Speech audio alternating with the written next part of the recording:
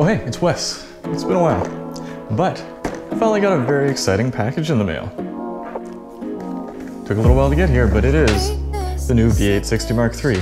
This is not a review, this is just a test to see if I can break it.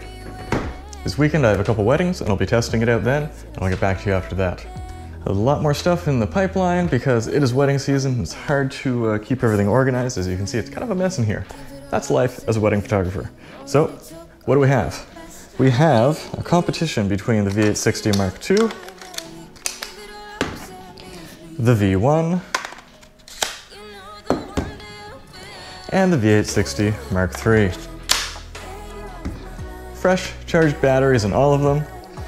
Now, if you'll remember from my previous video where I tested the V1, the V860 Mark II actually did better. Very interesting. They are both rated at half power, which is how we're going to test it, for 60 consecutive shots. And we're going to do the exact same thing, but if we look in the manual of the V860 Mark III, we'll notice something a little bit different this time. The continuous overheat protection has one more variable: the zoom focal length on the flash. So just to make this fair, we're going to set them all to the same zoom focal length. But as the manual says, at 20 millimeters, you'll get 50 shots at 1/2 power in a row. And at 200 millimeters, it scales all the way up to 100 shots. It actually hits that at 70 millimeters. So we're gonna set them all to 100. Let's get this going. I'll put them all in the same group so that they fire at the same time. I have an intervalometer here and the flash controller. So for our first part of the test, there's not going to be any camera involved because it's not necessary. Whew, this is exciting. Place your bets, see how they're going to fare. And go. Now it's going to be a little bit tricky to see which one's firing, which one isn't.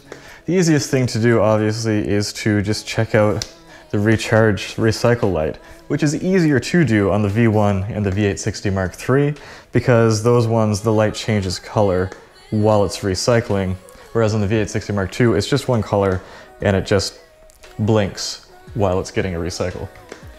Whew, that is bright. Now, once we have finished this test and hopefully succeeded in overheating one or all of these, we're going to let them cool down, recharge our batteries, and then we're going to come back for a high-speed sync test to see how accurate those results will be. Now, if you're wondering why there is a difference between the overheating limits for a wider focal length zoom on these versus a longer, if you look really close at the Fresnel lens on all of these flashes, when you're shooting a wider spread, the flash bulb itself is much closer to the plastic in the front. And then when you're shooting the longer focal length, it draws back, and that's what causes it to focus in. And people have found anecdotally from time to time, having on the widest setting, if you push it hard enough for long enough, repeatedly enough, a lot of these flashes you can melt the front element. Hopefully we don't do that today. It's always a bit scary doing the overheating test before the actual review, because there is a chance that this flash will not make it to the actual review.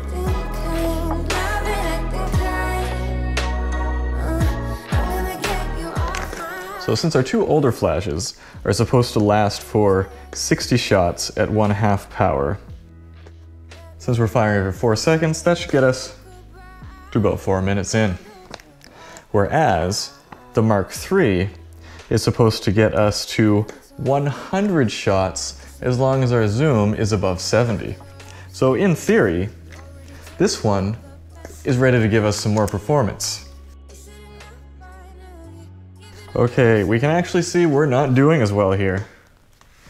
The recycle on the Mark III is taking longer than all these other flashes. This is very unexpected because it has the same battery as the V1. So if I had to guess, I would say our Mark III is going to give up the ghost the first here. Oh, never mind. The Mark II stopped first. It is no longer recycling in time. So at about the 4-minute mark, our V860 Mark II gave up.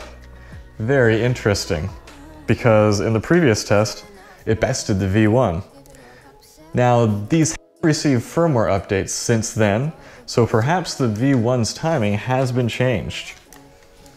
I'm not sure if the V860 Mark II has received a firmware update, but the V1 definitely has, because I got that when it first came out. So we are already beyond the limit of where the V1 should have overheated or initiated thermal protection. So we're still already getting more bang for a buck than we expected. Now, in case you're wondering if the battery in my V860 Mark II is worn out, it was fully charged, and I actually have several of these batteries, so none of them have a tremendous amount of wear and tear on them. I expected, when I first bought these flashes, that I would need more backup batteries. You know, what if I run out in the middle of a wedding day? I never run out in the middle of a wedding day. These things last forever.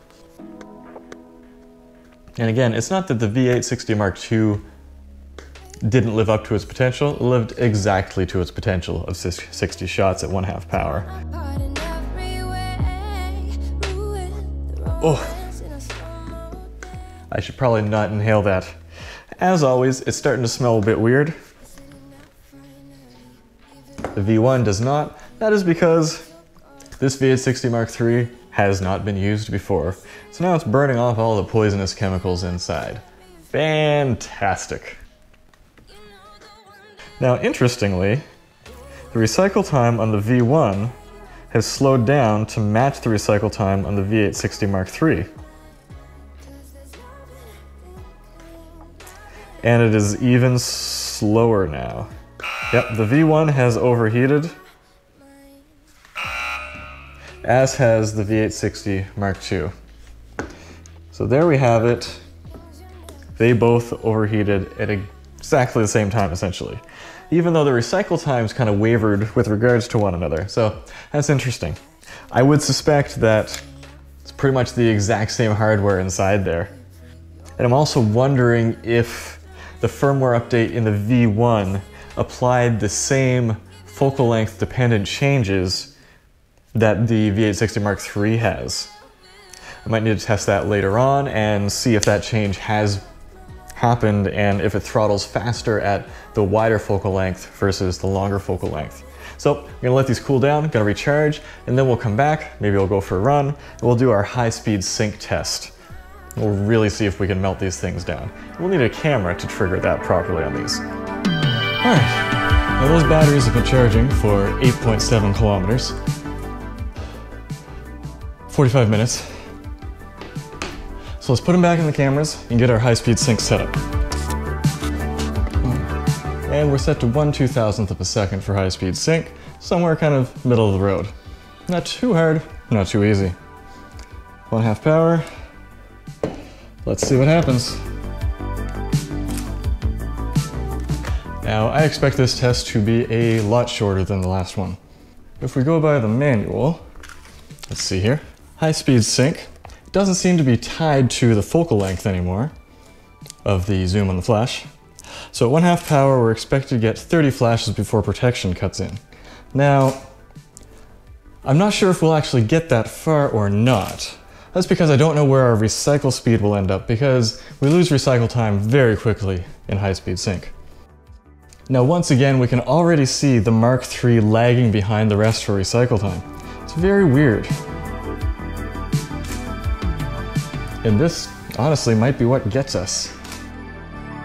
As you can see, the V1 is recycling very quickly compared to the other two flashes. Uh-oh. We already lost our V860 Mark II at just over 1 minute and 20 seconds. So this is no longer recycling as fast as it should. That is unfortunate, it is out of the running. So perhaps this is where the new battery system really gets us some extra mileage.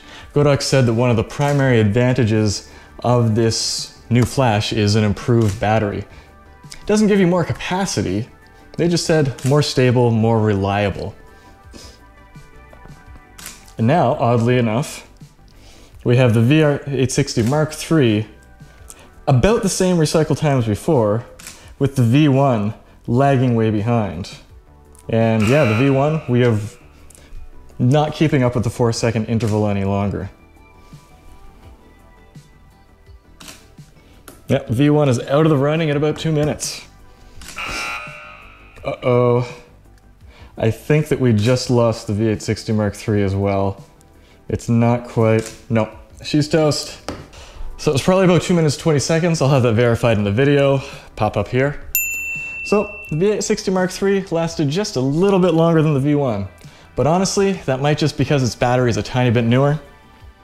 I don't expect that to make a big difference at this point though, because they're running on freshly charged batteries, and I wouldn't expect it to show its weakness. So as far as we can tell right now, V860 Mark III basically has the same guts, the exact same guts as the V1, just without the round head at a lower price. So anyway, if you want to see my full review, I'm going to take this out of the real world to wedding and so forth, and see how this really works. We'll have image samples, in-depth, hard usage. We're going to do some really nerdy stuff, measurements and power and so forth, to see exactly all the things that we can find out about this new flash and see if it's worth it. If you want to jump the gun though and purchase one of these, please feel free to use one of the links down in the description below. But if you want to see that next video, please like and subscribe, and we'll be back as soon as possible. So until next time, let's go take some photos.